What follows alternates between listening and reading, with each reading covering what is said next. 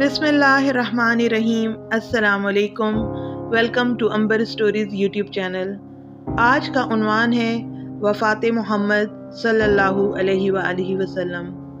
وفات سے 3 روز قبل جبکہ حضور اکرم صلی اللہ علیہ وآلہ وسلم ام المومنین حضرت میمونہ رضی اللہ تعالی عنہا کے گھر تشریف فرما تھے، ارشاد فرمایا کہ میری بیویوں کو جمع کرو۔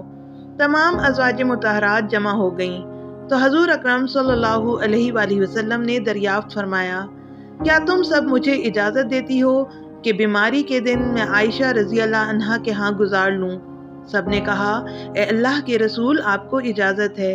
پھر اٹھنا چاہا لیکن اٹھ نہ پائے تو حضرت علی ابن ابی طالب اور حضرت فضل بن عباس رضی اللہ تعالیٰ عنہ آگے بڑھے اور نبی علیہ السلام کو سہارے سے اٹھا کر سیدنا میمونہ رضی اللہ تعالیٰ عنہا کے حجرے سے سیدہ عائشہ رضی اللہ تعالیٰ عنہا کے حجرے کی طرف لے جانے لگے۔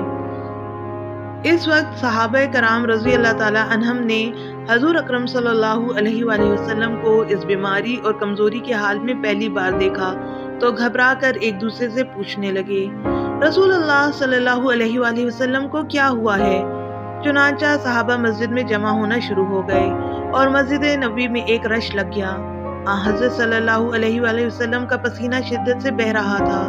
حضرت عائشہ رضی اللہ تعالیٰ عنہا فرماتی ہیں کہ میں نے اپنی زندگی میں کسی کا اتنا پسینہ بہتے نہیں دیکھا، اور فرماتی ہیں میں رسول اللہ صلی اللہ علیہ وآلہ وسلم کے دست مبارک کو پکڑتی اور اسی کو چہرے اقدس پر پھیرتی، کیونکہ نبی علیہ السلام کا ہاتھ میرے ہاتھ سے کہیں زیادہ محترم اور پاکیزہ تھا۔ مزید فرماتی ہیں کہ حبیب خدا علیہ السلام سے بس یہی ورد سنائی دے رہا تھا کہ لا الہ الا اللہ، بے شک موت کی بھی اپنی سختیاں ہیں۔ اسی اسلامی مسجد کے اندر حضرت صلی اللہ علیہ وآلہ وسلم کے بارے میں خوف کی وجہ سے لوگوں کا شور بڑھنے لگا۔ نبی علیہ السلام نے دریافت فرمایا، یہ کیسی آوازیں ہیں؟ عرض کیا گیا کہ اے اللہ کے رسول، یہ لوگ آپ کی حالت سے خوف زدہ ہیں۔ ارشاد فرمایا کہ مجھے ان کے پاس لے چلو۔ پھر اٹھنے کا ارادہ فرمایا لیکن اٹھ نہ سکے تو آپ علیہ السلام پر 7 مشکیزیں پانی کے بہائے گئے۔ تب کہیں جا کر کچھ افاقہ ہوا تو سہارے سے اٹھ کر ممبر پر آئے۔ یہ رسول اللہ صلی اللہ علیہ وآلہ وسلم کا آخری خطبہ تھا اور آپ علیہ السلام کے آخری کلمات تھے۔ فرمایا، اے لوگوں، شاید تمہیں میری موت کا خوف ہے۔ سب نے کہا، جی ہاں اے اللہ کے رسول۔ ارشاد فرمایا، اے لوگوں، تم سے میری ملاقات کی جگہ دنیا نہیں، تم سے میری ملاقات کی جگہ حوض کوثر ہے۔ اللہ کی قسم، گویا کہ میں یہیں سے اس حوض کوثر کو دیکھ رہا ہوں۔ اے لوگوں، مجھے تم پر تنگ دستی کا خوف نہیں، بلکہ مجھے تم پر دنیا کی فراوانی کا خوف ہے کہ تم اس کے معاملے میں ایک دوسرے سے مقابلے میں لگ جاؤ گے، جیسا کہ تم سے پہلے پچھلی امتوں والے لگ گئے تھے، اور یہ دنیا تمہیں بھی ہلاک کر دے گی جیسا کہ انہیں ہلاک کر دیا۔ پھر مزید ارشاد فرمایا، اے لوگوں، نماز کے معاملے میں اللہ سے ڈرو، اللہ سے ڈرو، نماز کے معاملے میں اللہ سے ڈرو، یعنی عہد کرو کہ نماز کی پابندی کرو گے، اور یہی بات بار بار دہراتے رہے۔ پھر فرمایا، اے لوگوں، عورتوں کے معاملے میں اللہ سے ڈرو، عورتوں کے معاملے میں اللہ سے ڈرو، میں تمہیں عورتوں سے نیک سلوک کی وصیت کرتا ہوں۔ مزید فرمایا، اے لوگوں، ایک بندے کو اللہ نے اختیار دیا کہ دنیا کو چن لے یا اسے چن لے جو اللہ کے پاس ہے، تو اس نے اسے پسند کیا جو اللہ کے پاس ہے۔ اس جملے سے حضور صلی اللہ علیہ وآلہ وسلم کا مقصد کوئی نہ سمجھا، حالانکہ ان کی اپنی ذات مراد تھی، جبکہ حضرت ابو بکر صدیق رضی اللہ تعالی عنہ وہ تنہا شخص تھے جو اس جملے کو سمجھے اور زار و قطار رونے لگے اور بلند آواز سے گریہ کرتے ہوئے اٹھ کھڑے ہوئے اور نبی علیہ السلام کی بات قطع کر کے پکارنے لگے، ہمارے باپ دادا آپ پر قربان، ہماری مائیں آپ پر قربان، ہمارے بچے آپ پر قربان، ہماری مال و دولت آپ پر قربان۔ روتے جاتے ہیں اور یہی الفاظ کہتے جاتے ہیں۔ صحابہ کرام رضی اللہ عنہ ناگواری سے حضرت ابو بکر صدیق رضی اللہ تعالی عنہ کی طرف دیکھنے لگے کہ انہوں نے نبی علیہ السلام کی بات کیسے قطع کر دی۔ اس پر نبی کریم صلی اللہ علیہ وآلہ وسلم نے حضرت ابو بکر صدیق رضی اللہ تعالی عنہ کا دفاع ان الفاظ میں فرمایا، اے لوگوں، ابو بکر کو چھوڑ دو کہ تم میں سے ایسا کوئی نہیں کہ جس نے ہمارے ساتھ کوئی بھلائی کی ہو اور ہم نے اس کا بدلہ نہ دیا ہو، سوائے ابو بکر کے کہ اس کا بدلہ میں نہیں دے سکا۔ اس کا بدلہ میں نے اللہ جل شانہ پر چھوڑ دیا ہے۔ مسجد نبی میں کھلنے والے تمام دروازے بند کر دیے جائیں سوائے ابو بکر کے دروازے کے کہ جو کبھی بند نہ ہوگا۔ آخر میں اپنی وفات سے قبل مسلمانوں کے لیے آخری دعا کے طور پر ارشاد فرمایا، اللہ تعالیٰ تمہیں ٹھکانہ دے، تمہاری حفاظت کرے، تمہاری مدد کرے، تمہاری تائید کرے۔ اور آخری بات جو ممبر سے اترنے سے پہلے امت کو مخاطب کر کے ارشاد فرمائی وہ یہ کہ اے لوگوں، قیامت تک اپنے آنے والے اور وہ یہ کہ اے لوگوں، قیامت تک آنے والے میرے ہر ایک امتی کو میرا سلام پہنچا دینا۔ پھر حضرت صلی اللہ علیہ وآلہ وسلم کو دوبارہ سہارے سے اٹھا کر گھر لے جایا گیا۔ اسی اثناء میں حضرت عبد الرحمن بن ابی بکر رضی اللہ عنہ خدمت اقدس میں حاضر ہوئے اور ان کے ہاتھ میں مسواک تھی۔ نبی اکرم صلی اللہ علیہ وآلہ وسلم مسواک کو دیکھنے لگے لیکن شدت مرض کی وجہ سے طلب نہ کر پائے۔ چنانچہ سیدہ عائشہ رضی اللہ تعالی عنہا حضور اکرم صلی اللہ علیہ وآلہ وسلم کے دیکھنے سے سمجھ گئیں اور انہوں نے حضرت عبد الرحمن رضی اللہ عنہ سے مسواک لے کر نبی کریم صلی اللہ علیہ وآلہ وسلم کے دہنے مبارک میں رکھ دی، لیکن حضور اکرم صلی اللہ علیہ وآلہ وسلم اسے استعمال نہ کر پائے۔ تو سیدہ عائشہ رضی اللہ تعالی عنہا نے حضور اکرم صلی اللہ علیہ وآلہ وسلم سے مسواک لے کر اپنے منہ سے نرم کی اور پھر حضور نبی اکرم صلی اللہ علیہ وآلہ وسلم کو لوٹا دی تاکہ دہنے مبارک اس سے تر رہے۔ فرماتی ہیں آخری چیز جو نبی کریم صلی اللہ علیہ وآلہ وسلم کے پیٹ میں گئی وہ میرا لعاب تھا، اور یہ اللہ تبارک و تعالیٰ کا مجھ پر فضل ہی تھا کہ اس نے وصال سے قبل میرا اور نبی کریم صلی اللہ علیہ وآلہ وسلم کا لعاب دہن یکجا کر دیا۔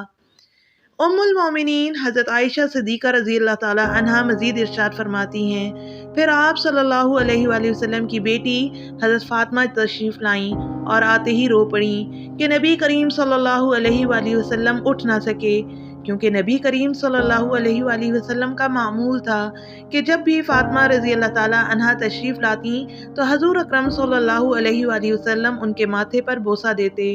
حضور صلی اللہ علیہ وآلہ وسلم نے فرمایا اے فاطمہ میرے قریب آ جاؤ۔ پھر حضور صلی اللہ علیہ وآلہ وسلم نے ان کے کان میں کوئی بات کہی تو حضرت فاطمہ اور زیادہ رونے لگیں۔ انہیں اسی طرح روتا دیکھ کر حضور صلی اللہ علیہ وآلہ وسلم نے فرمایا اے فاطمہ میرے قریب آؤ۔ دوبارہ ان کے کان میں کوئی بات ارشاد فرمائی تو وہ خوش ہونے لگیں۔